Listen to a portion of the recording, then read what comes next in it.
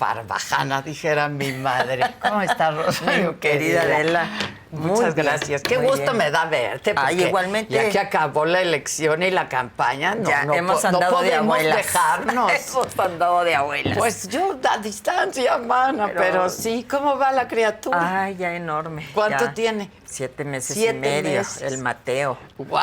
Sí, estoy feliz, igual que tú, me imagino, ¿no? Qué maravilla. Yo estoy rayada. Sí, qué cosa esto. Sí, no la habíamos experimentado. No. Muchas cosas hemos experimentado en la vida, pero esa nos faltaba. Pero nos volvió a tocar, mira, casi juntas. Sí, increíble, qué padre. Oye, y en este programa vamos de la risa al llanto y del llanto a la risa otra vez. Yo pues te invito porque te quiero. Ahora sí que como Paco Ignacio Taibo II, que se queda en el Fondo de Cultura porque es amigo de Claudia. Entonces, como soy tu mana. Y como tú eres mi mana, pues aquí estás. No, me preocupa mucho y lo platicamos hace un par de días y te dije, vente al programa, vamos a hablar del tema. ¿Cómo en este México feminicida, machista, ¿no? Seguimos y siguen autoridades revictimizando a las víctimas, ¿no? Ante su incapacidad de darnos lo que nos corresponde como derecho, que es seguridad, nos dicen que no salgamos solas las mujeres, no sea que nos vayan a matar. Así es. O que no salgamos solas, o que no vayamos hacia esas horas, que no nos vistamos de determinada o no vayas a tomar de más. ¿no? Yo me acuerdo de ese accidente que hubo ahí en Reforma, que murieron, a excepción del chofer, los jóvenes que iba una sola chica y toda la culpa sobre de ella, ¿no? De cómo, porque se había subido, que ni los conocía. O sea, terrible, sí, me acuerdo, ¿no? Terrible. De ese caso también. Pero igual que mencionabas tú al inicio de esta chica Paola de Mexicali, lo que declara la fiscal, si alguna reforma tiene que haber, Adela, para la justicia tiene que ser en el Ministerio Público y sobre todo en los casos de violencia de género. ¿Por qué? Porque todo el tiempo criminalizan esa es una lección para las madres, para que no dejen salir a los hijos, para que estemos al pendiente, o sea, siempre somos las mamás las culpables, ¿no? De que nuestras hijas les pase estas tragedias, la revictimización de ellas, de por qué toman el Didi a esa hora, ¿no? En fin, creo que, pero yo lo que más siento, además de toda esta estadística brutal de 11 mujeres al día, 10, 11 mujeres al día que asesinan en México flagrantemente, y la incapacidad realmente de detener esta ola, es cada paso que damos, Adela, nos lo cobran con sangre y con muerte. Es que es este pacto patriarcal que no permite que avancemos, y lo decía de manera muy interesante la ministra Norma Piña en la entrevista que tuviste con ella, que magnífica, extraordinaria. Las dos. Gracias. Tú ya sabes que siempre opino que eres la mejor entrevistadora de México, Rosario, pero eso es aparte del cariño que te tengo. Muchas gracias. Pero ella también estuvo estupenda y ella decía, esta violencia machista que sigue prevaleciendo y que se da en el ámbito político de manera muy importante, pero de ninguna manera es la que se da todos los días en la calle y en la casa, ¿no? Con las jóvenes, con las adolescentes, con las mujeres.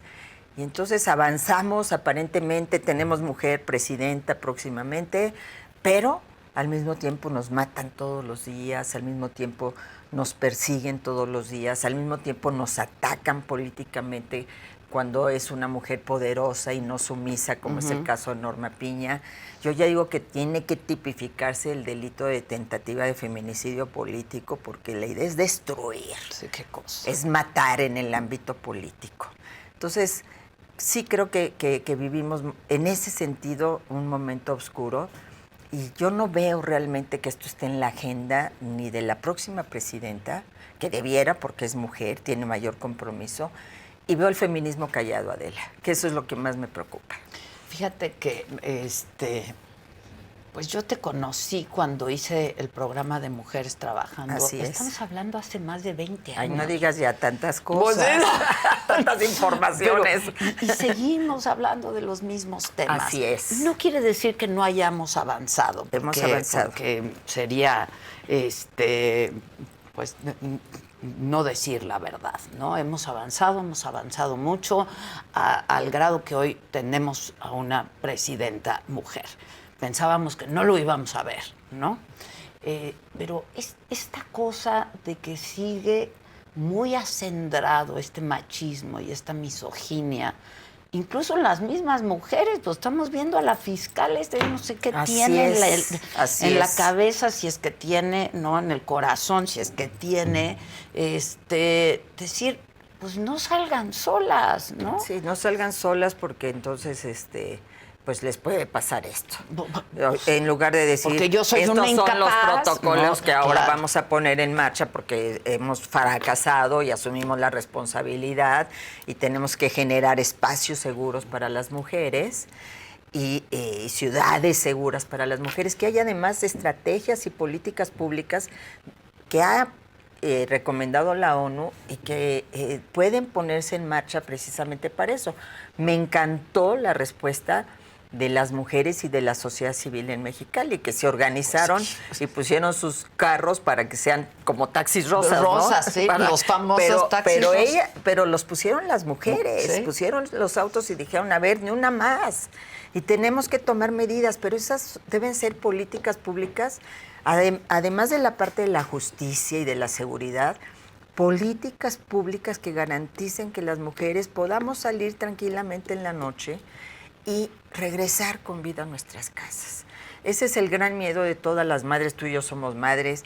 Yo no me imagino el dolor, ponerme en los zapatos de esa mujer y de todas las que diario tienen que enterrar a sus hijas o cómo son estigmatizadas y descalificadas, como sucedió en su momento con Ceci Flores, ¿no? Y estén donde estén y hagan lo que hagan y estén... O sea, las mujeres tienen que estar... Es nuestro derecho estar seguras. Así, completamente, ¿no? Como o sea, es una obligación del Estado mexicano, de los gobiernos, el proveernos de esa seguridad, y ahí hay un gran fracaso. No solo estamos hablando que es ya el sexenio más sangriento de los últimos de la historia reciente, ¿no? Pero evidentemente que en el caso de las mujeres se ha centrado esta violencia, que su parte más visible es el feminicidio, pero tienes la trata, que es también una situación trágica, terrible, de violencia, y tienes la que se da todos los días al interior de las familias. Y esta violencia verbal que se ejerce desde la tribuna presidencial, particularmente contra las mujeres, la señora D, la esposa de, bueno, hasta la esposa de mi hijo, ni siquiera pueden nombrar a su nuera, ¿no? Esta violencia verbal que da cheque en blanco para que entonces la ejercemos yo, fulano de tal, la ejerzo en contra de ti, sutanita. O sea, se sienten impunes para realizar esto. Tú decías, hemos avanzado. Claro que hemos avanzado. Tenemos una ley contra la violencia hacia las mujeres y han tipificado toda clase de violencias. Últimamente la ley vicaria, aquí en la Ciudad de México, claro, también, porque este chantaje y esta violencia que se ejerce a través de los hijos contra las mujeres, se tipificó algo que parecía imposible, que fue una lucha que aquí reconozco que dio Patricio Olamendi de manera muy importante, que la violación dentro del matrimonio era eso, violación, no... O sea, es que esto es marido, te puede... No, si no es una relación consentida, y la Corte lo reconoció en su momento, precisamente se trata de violación. Sí hemos avanzado en el ámbito legal, pero ¿de qué sirve que tengamos esa letra escrita si en la práctica nos siguen asesinando, Adela? Si nos siguen violentando, si se sigue ejerciendo esta violencia en contra de las mujeres. Con un altísimo nivel de impunidad. Absolutamente. Porque, ¿por qué las matan? Pues porque pueden. Claro, claro. Entonces, yo creo que debiera ser un punto clave en la agenda nacional, retomar, imagínate, desde el poder que te da la presidencia de la República, ponerlo como un punto fundamental de tu gobierno. Es decir, yo como mujer les digo a las mujeres de México que vamos a hacer todo para que puedan vivir con libertad, con seguridad, con paz. Porque no se vale que no se puedan divertir, no se vale que no puedan salir, son jóvenes. Esta chica tenía 23 años. No más falta, ¿no? Iba a terminar su carrera de psicología. Le faltaba, creo, un semestre. Sí. O sea, ¿cómo acabas una vida de esa manera? Digo, yo no sé quién fue el responsable ni nada, se le tocará a la autoridad, pero al final de cuentas es algo que se da de manera cotidiana en nuestra sociedad y creo que tenemos que cambiar. Obviamente también se requiere un cambio cultural, pero políticas públicas, Adela, estas que se desaparecieron durante 6 años. Esquemas de ciudades seguras para las mujeres, los cuartos rosas para evitar el hacinamiento, que es factor de violencia hacia niños, niñas y jovencitas, todo lo que es el concepto que las feministas dicen, ¿por qué le ponen rosa, no?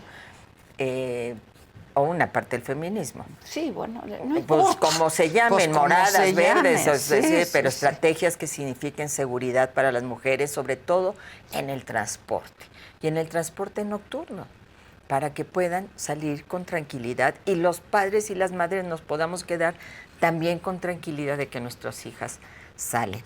Creo que esto más la reforma en los ministerios públicos.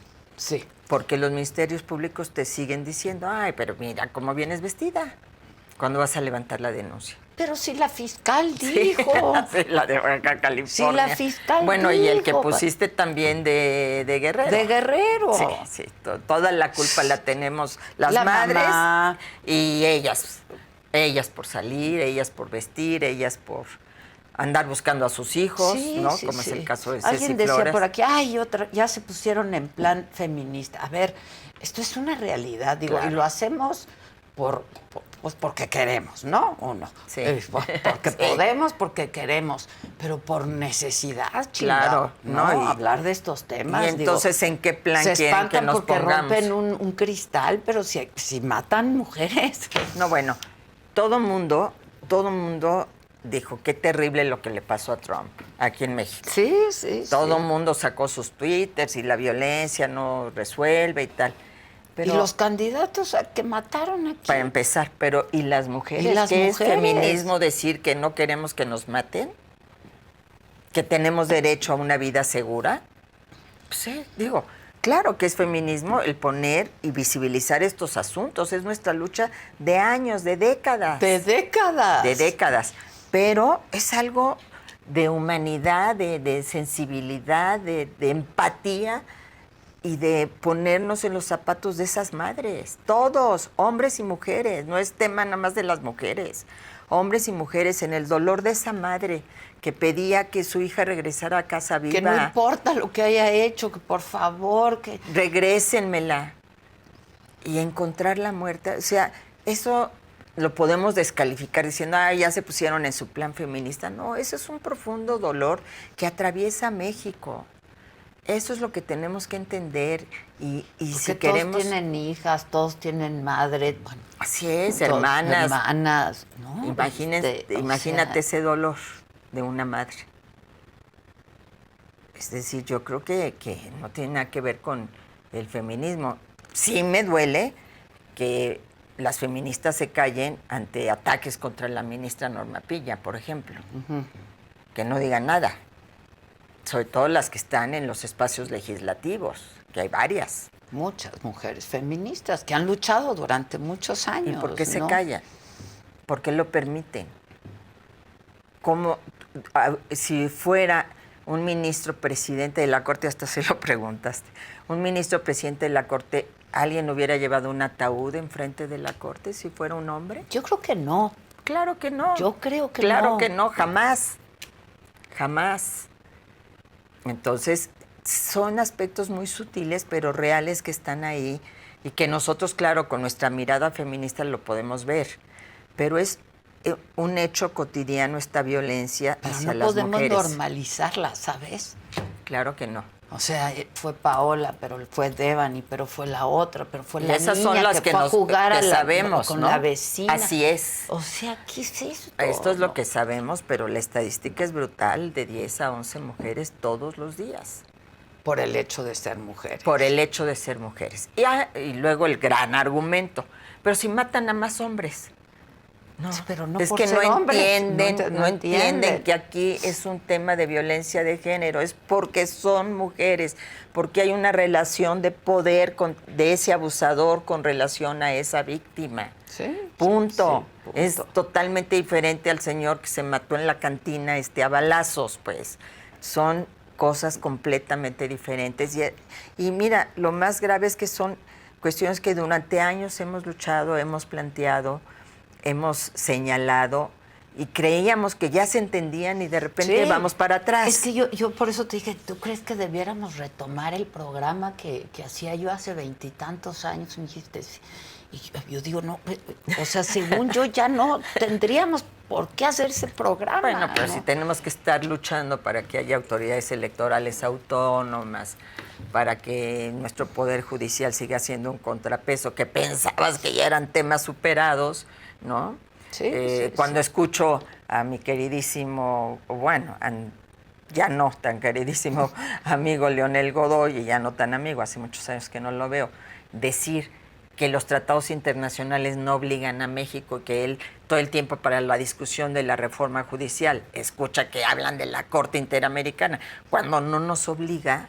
No, bueno, oye, pues dices, sí, a ver, firmante, ¿no? Perdón, ¿de qué época estamos hablando y de qué Leonel Godoy? O sea, ¿en dónde te hicieron la lobotomía? Es decir, ¿cuándo te cambiaron? ¿Cuándo te cambiaron tu manera de pensar? Él fue mi secretario de gobierno. Yo sé, me acuerdo. Y él propuso que, por ejemplo, la gente que estaba en la cárcel pudiera salir determinadas horas, pudiera salir fines de semana cuando no fueran delitos o graves, delincuentes peligrosos. Y entonces dices, y ahora ya cambió el discurso para poder hablar de una reforma judicial que todo va a traer menos justicia para la gente. Y yo me acuerdo de las mujeres de Santa Marta, es Catitla. que justo te iba a decir, tú estuviste ahí. Tú estuviste ahí. Bueno, yo viví la injusticia en carne propia.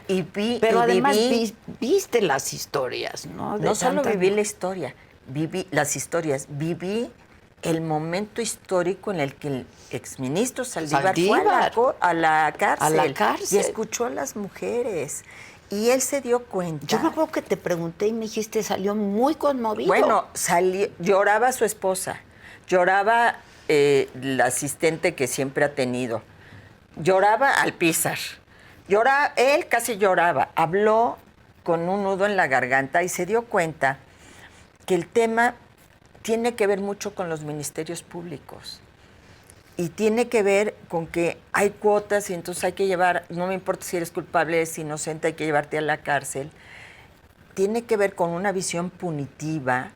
¿Cómo se puede convalidar, después de escuchar a todas esas mujeres, que se aumente el catálogo de delitos que ameriten la prisión? Cuando él ahí planteó que lo que teníamos que hacer era sacar a la gente de las cárceles y de hecho puso a la Defensoría Pública Federal a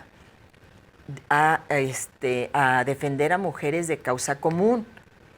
¿Por qué? Porque los defensores públicos locales están rebasados. Ahí es donde tiene que haber, si queremos gastar mucho dinero en una elección, no, mejor pongamos más defensores públicos para que puedan realmente tener acceso a la justicia esas mujeres. Sí, porque pasan años sin sentencias. Años sin sentencias. Sentencias en donde está el cochupo. Luego se dice, a ver, tú échate la culpa en el procedimiento abreviado, pero por una lana, para que salgas rápido. Y la gente, aunque sea inocente, se echa la culpa. Entonces son los temas que realmente se tendrían que estar discutiendo y más en el ámbito local, porque como él mismo dijo esa vez, no es el ámbito federal, son los ministerios públicos y los juzgados a nivel local. Y las policías, que llevan también su cuota en levantar gente. Entonces, pero hay un aspecto muy importante, que no se juzga con perspectiva de género. Cuando hay tratados internacionales que obligan a México. A tener ministerios públicos, ¿no? Y además que si una mujer es madre y su delito no es grave, bajo ninguna circunstancia vaya a la cárcel. Entonces, todos esos temas son los que deberían de estar discutiéndose. La parte de perspectiva de género en la reforma judicial no está discutiéndose. No está discutiéndose. A mí me alarma enormemente porque tú ves a mujeres que son madres de hijos chicos, que tienen la preocupación, son el sustento del hogar, muchas son abandonadas, muchas caen presas por el amor a un sujeto que sigue libre y que ellas están pagando, ¿no? Y realmente ahí está la reforma, que todo el mundo coincidimos que tiene que haber. Entonces volvemos a la misma, es la violencia contra las mujeres, en todos los ámbitos, en el político, en el de la vida cotidiana, en la cárcel, en todo lo que es nuestra vida laboral, política, de todo tipo, ¿no? Es. De todo tipo. Entonces, una vez que pasada la elección, cuando Xóchitl Gálvez platica, ¿no? Pues cómo la trató Marco Cortés, por ejemplo, ¿no? Claro. Y yo veo ahora, por ejemplo, que regresan a Carlos Ahumada para lo que sea, y todas las notas, yo me metí a ver, porque ya sabes... A ver, si no salgo por ahí. No, es que además es otra cosa, ¿no? O sea, una relación de hace 20 años, es lo que ya no he visto a esa persona, pero de todos modos, la expareja ¿no? Y tú dices, ¿se lo pondrían a un hombre?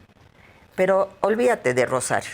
Todas son, es que la actual presidenta electa, virtualmente electa, era la esposa de...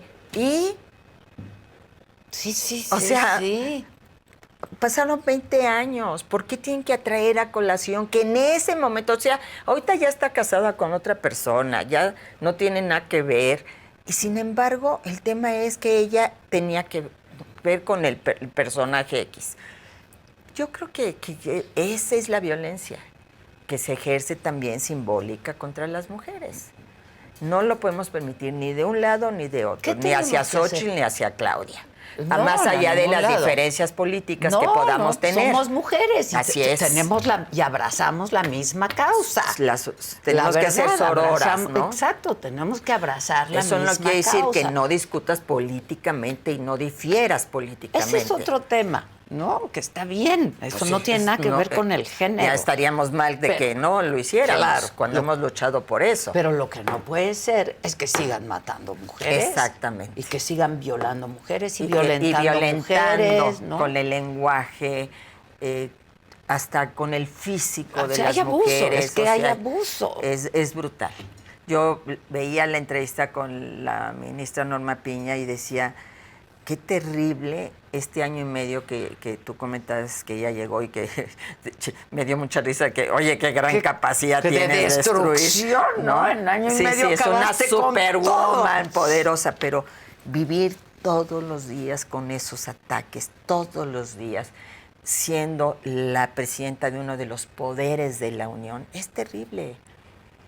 Yo viví esa violencia también. Entonces, que te lleva a que te crucifiquen. Sí. O sea, hay que crucificarte. Hay que quemarte en la hoguera, ¿no? Matarte. Quemarte en la hoguera pública. Entonces, yo sí le pido a todas nuestras amigas feministas que alcemos la voz. Estemos o no de acuerdo con la persona en particular, son mujeres y tenemos que defender los espacios que hemos alcanzado y tenemos que defender que las leyes que hemos logrado se apliquen y entonces poner el centro en esta discusión. Aprovechemos la discusión sobre la reforma judicial para decir, a ver, aguas, aquí están estos temas reales de la vida. Además, una cosa no son los jueces, ministros, magistrados, etcétera. Y otra cosa es la procuración. Así es. Que es ahí también donde ahí es donde está el grave problema. Y te ven como signo de pesos. Y si no el Ministerio acceso Público te acusa sin mayor fundamento. Y lo más fácil es mandar a la gente a la cárcel, porque como el Estado tendría que tener la obligación de que si no es un delito grave, poder darte un seguimiento. Como no tiene esa capacidad, entonces, pues mántenlos, enciérrenlas, dejando a los hijos por un lado, abandonados, sin dinero, ¿en manos de quién? De la abuela, porque son mujeres, la mayoría, en condiciones de pobreza. Sí. Entonces, tienes ministerios públicos, tienes policías, ahí nadie habla.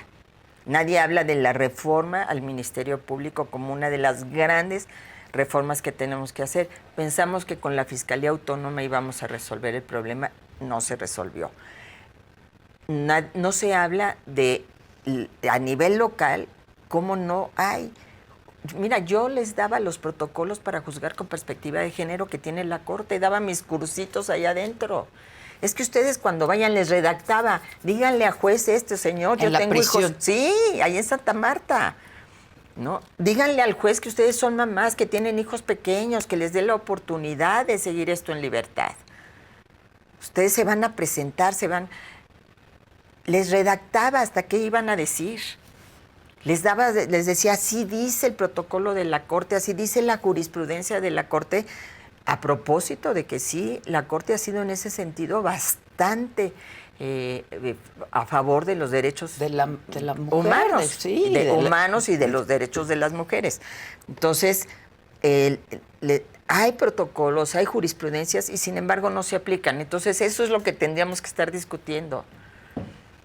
Eso es lo que tendría que estarse debatiendo, porque al final de cuentas... ahí tendría que irse el dinero, ¿no? Pues sí, en fortalecer esa capacitación, en fortalecer esos esquemas, en cambiar al Ministerio Público, porque el Ministerio Público sigue siendo punitivo. Pero ¿no había estos ministerios públicos especializados? Bueno, se supone que sí, pero realmente no se juzga con perspectiva de género. Están especializados cuando se trata de violencia de género, pero en un caso particular, me robé el gansito, se te tiene que juzgar con perspectiva de género y no se juzga con perspectiva de género. Y se desaparecieron los centros de justicia para las mujeres, que eran estos espacios que se crearon desde el gobierno de Calderón, con Laura Carrera al frente de la CONAVIN, para que las mujeres tuvieran ahí todo, desde lo psicológico, lo legal, la asesoría, el Ministerio Público, todo para poder denunciar la violencia. El acompañamiento. Porque... Desapareció en la Ciudad de las Mujeres que inauguró el presidente Peña en Guerrero, que yo impulsé, que había atendido a más de 70,000 mujeres indígenas de la montaña de Guerrero, en donde se sigue vendiendo a las mujeres a cambio de una vaca. Sí, todavía. Todavía. Y las venden sus padres.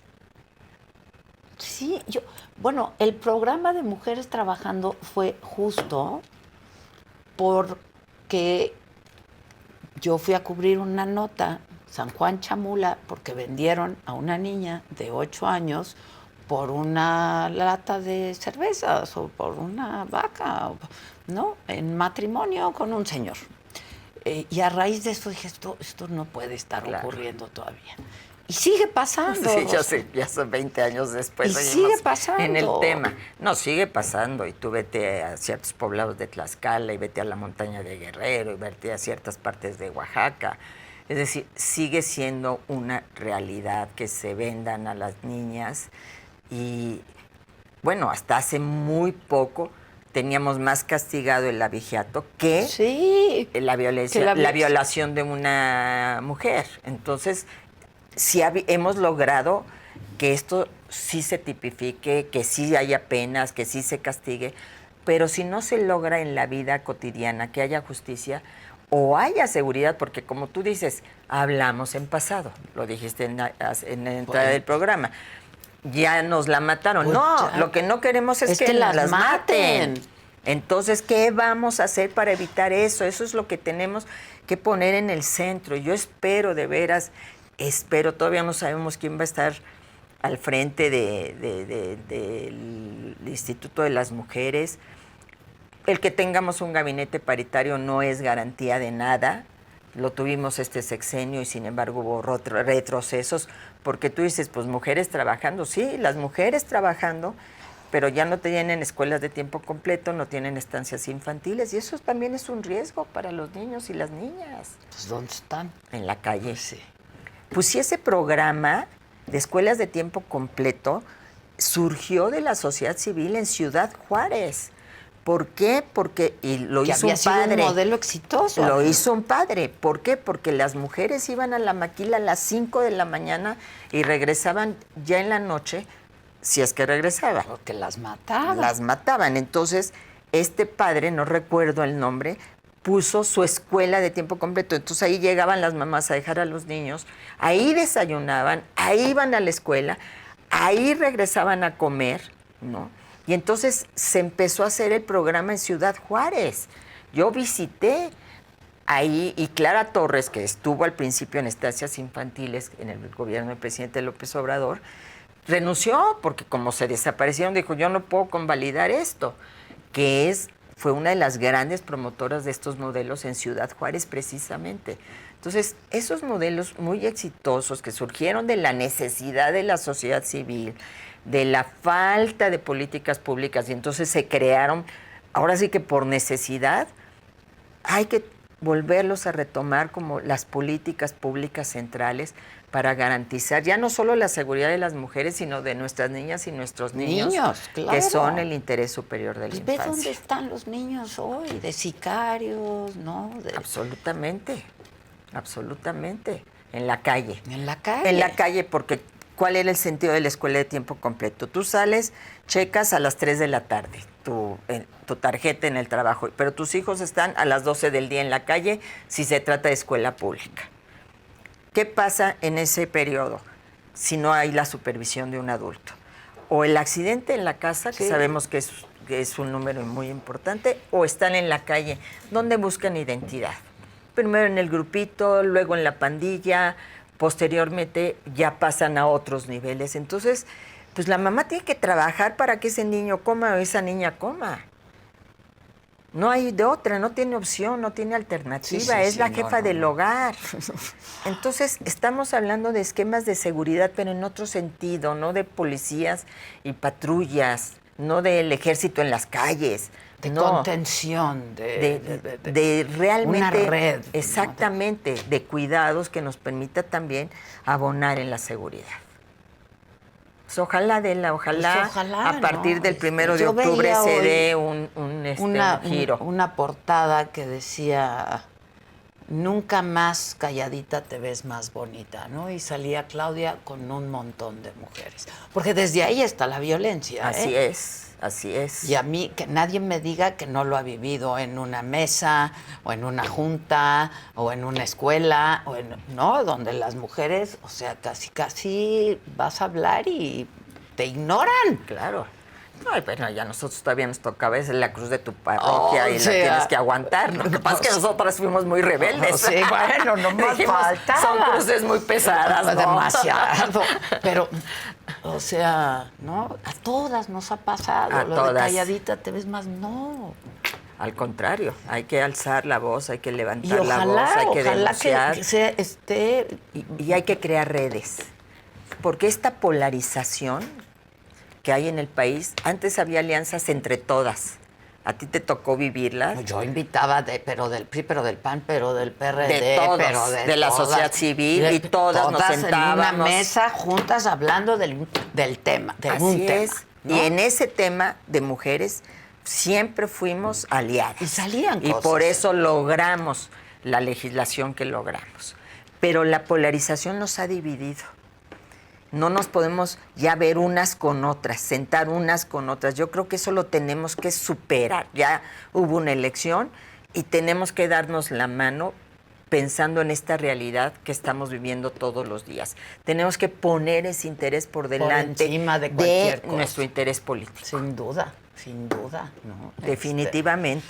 Esto es dolorosísimo. Muy doloroso. En Estados Unidos ahorita hablabas del atentado a Donald Trump y está pues mucho dándose el debate ahora de las mujeres del servicio secreto, ¿no? De las mujeres del servicio secreto, número uno. Pero número dos también, de cuánto la polarización ha llevado a esto, ¿no? De cuánto, pues si estás todo el día duro y dale, por un lado diciendo, es Hitler, el Hitler del siglo XXI, y Trump es tal, Trump es tal, Trump es tal. Y del otro lado estás diciendo lo otro, ¿no? Entre demócratas y republicanos. Y lleva a esto, ¿no? A esto. Porque lo verbal y lo digital y lo virtual, pues siempre hay un loquito por ahí, ¿no? O muchos. O muchos loquitos por ahí. Así ¿no? es. Sí. Nos vamos. Como diría la otra mana, la mana Lourdes Mendoza, las palabras cuentan. Claro. Y cuentan mucho. Es decir, todas esas palabras se traducen, y sobre todo si son de líderes, pues se traducen en que alguien se las cree y dice, claro, no vamos a saber nunca qué pasó por la mente de este joven, porque pues fue asesinado, literalmente.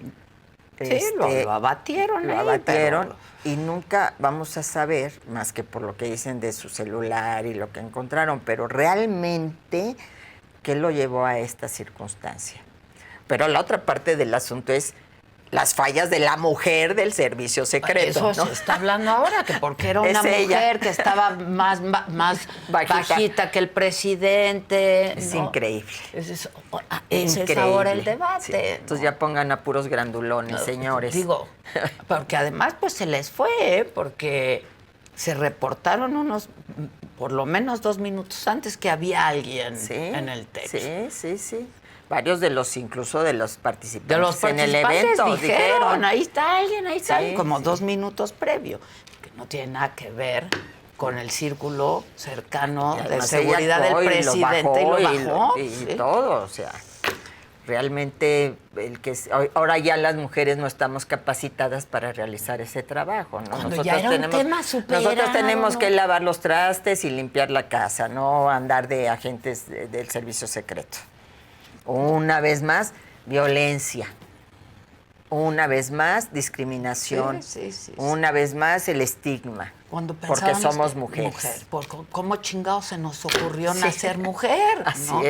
Así es, perdón. Pues sí, perdón. ¿no? Perdón. Pues sí, cuando pensábamos que el tema estaba superado. Así es. Y por eso qué bueno, Adela, que me invitaste, y qué bueno que platicamos de esto. Y sí hay que retomar el programa, y quizá con otro formato, y quizá, ¿no? Mira, hay tantas y poner los temas sobre de la carne mesa, y hueso. ¿no? Mira, para que no digan que somos nosotros las feministas. No. Las de siempre, ya van a hablar estas de siempre. Sí. Pues que vengan esas mamás. Que no es con afán protagónico. Digo, pues, bastante trabajo tenemos. Así ¿no? es. Que vengan las señoras y que escuchen a esa madre.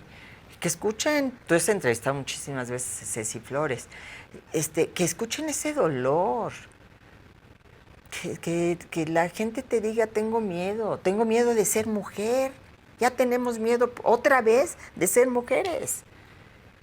O sea, no es un tema de nosotras, de Adela Micha y Rosario Robles, es un tema de las mujeres mexicanas. Y de los hombres tendría que ser. Y de ellos, en el sentido de ser empáticos, solidarios, de entender, de validar, y también de transformar, de romper este pacto. Esperemos que la llegada de una mujer a la presidencia realmente sea una ruptura de este pacto patriarcal, porque si no, entonces, ¿para qué llegamos? Yo quiero pensar que sí. Ojalá. ¿no? Hay que tener esperanza. Pues sí, y si no, hay que para eso tenemos nuestra voz, ¿no? A que así sea. Yo creo que el que reconozcamos este paso gigantesco no exime de que hagamos puntuales críticas y de que exijamos con mayor razón en que en temas de género haya un compromiso muy claro. Tiene que haberlo, porque esto ya es insostenible.